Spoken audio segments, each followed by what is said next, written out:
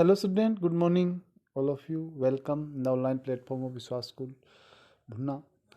Student, आज हम बात करेंगे प्रवास की धाराओं के बारे में। पिछले वीडियो में हमने प्रवास से संबंधित कुछ सवाल देखे थे, जिसमें से जनगणना में जो प्रश्न किए जाते हैं उनसे संबंधित बात की थी।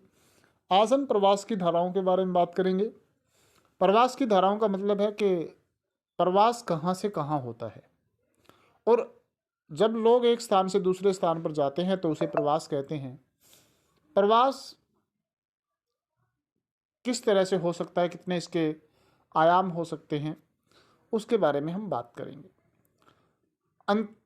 आंतरिक प्रवास और अंतर्राष्ट्रीय प्रवास से संबंधित कुछ तथ्य यहाँ प्रस्तुत है। प्रवास दो प्रकार का होता है, आंतरिक प्रवास और अंतर्राष्ट्रीय प्रवास। आंतरिक प्रवास का मतलब है देश के भीतर ही एक जगह से दूसरी जगह पर जाना, और अंतर्राष्ट्रीय प्रवास का मतलब है कि दूसरे देशों में कहीं पर जाना, तो उसको अंतर्राष्ट्रीय प्रवास कहेंगे। अगर हम बात करें आंतरिक प्रवास की, आंतरिक प्रवास मतलब देश के भीतर प्रवास के बारे में बात करें, तो उसके अंतर्गत चार धाराओं की पहचान की गई है। चार प्रकार की धाराएं हैं, जिसमें ग्रामीण से ग्रामीण, लोग कहाँ जाते हैं, गांव से गांव में। ग्रामीण से नगरीय, गांव से नगर में जाते हैं। नगरीय से नगरीय, नगर से नगर में चले जाते हैं। किसी छोटे नगर में रह रहे हैं तो बड़े नगर में चले जाते हैं, महानगरों में। चौथा है नगरीय से ग्रामीण, कुछ लोग नगरों से गांव की तरफ आ जाते हैं।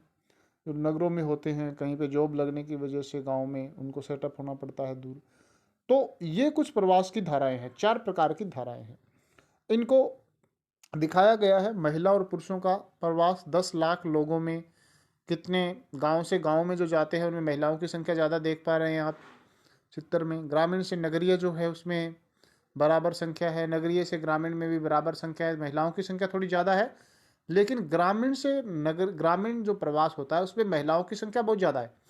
ऐसा इसलिए है क्योंकि विवाह के बाद जो महिलाएं हैं वो दूसरे गांव में सेटअप हो जाती है, तो इसलिए महिलाओं का प्रवास जो है इसमें ज़्यादा दिखाया गया है। तो ये प्रवास की चार धाराएं हो सकती है, इसको हम आंतरिक प्रवास कहेंगे।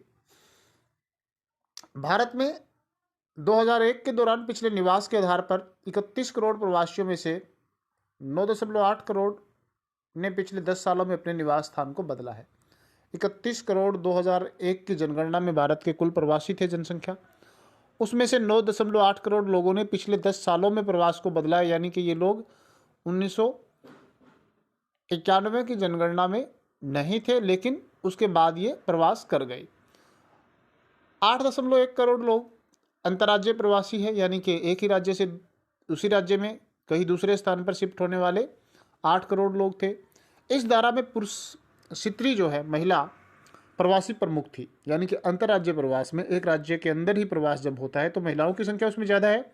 इसमें से अधिकांश विवाह उपरांत प्रवासी बनी थी। इनमें ज़्यादातर महिलाएं विवाह के बाद अपने दूसरे स्थान पर बस जाती हैं, तो इसका मतलब वो विवाह उपरांत प्रवासी बनी है और उनकी संख्या अच्छी खासी है। अंतर्राज्यीय और अंतर्राज्यीय प्रवास की विभिन्न धाराओं में स्त्री और पुरुषों के विवरण को चित्र 2.1 क और 2.1 ख में दिखाया गया है। ये 2.1 ख चित्र है, क चित्र हम पहले देख चुके हैं। इनमें बताया गया, इस बात का स्पष्ट साक्ष्य है कि दोनों प्रकार के प्रवासों में थोड़ी दूरी के ग्रामीण से ग्रामीण प्रवासों में स्त्रियों की संख्या सर्वाधिक है। आप यहाँ भी देख पा रहे हैं, ग्रामीण से ग्रामीण जो प्रवास है इसमें महिलाओं की संख्या ज़्यादा है, और पिछले चित्र में भी हमने देखा था कि ग्रामीण से ग्रामीण में महिलाओं की संख्या ज़्यादा थी। ऐसा इसलिए है कि विवाह के कारण स्त्रियां जो है वो इनकी संख्या प्रवास के रूप में ज़्यादा हो जाती है। इसके विपरीत दूसरी तरफ आर्थिक कारणों की वजह से अंतर्राज्यीय प्रवास में गांव से नगर धारा में पुरुष सर्वाधिक है। दूसरी जो गांव से नगरीय है इसमें पुरुषों की संख्या ज़्यादा है, क्योंकि आर्थिक कारणों से पुरुष प्रवास करते हैं। नौकरी के लिए पुरुष जाते हैं, दूसरे शहरों में काम करने के लिए पुरुष लोग ज़्यादा जाते हैं, इसलिए महिलाओं की संख्या यहाँ कम है, पुरुषों की संख्या है। हालांकि महिलाएं भी जाती है लेकिन उनकी संख्या कम है।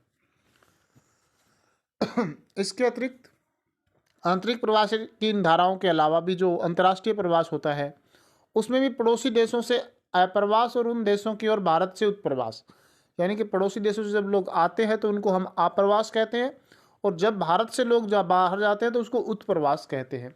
ऐसा भी होता है। तालिका 2.1 में पड़ोसी देशों से प्रवासियों का ब्यौरा प्रस्तुत किया गया है। जनगणना 2001 में अंकित है कि भारत में अन्य देशों से 50 लाख व्यक्ति का प्रवास हुआ है। भारत में 50 लाख लोग दूसरे देशों से आए हैं।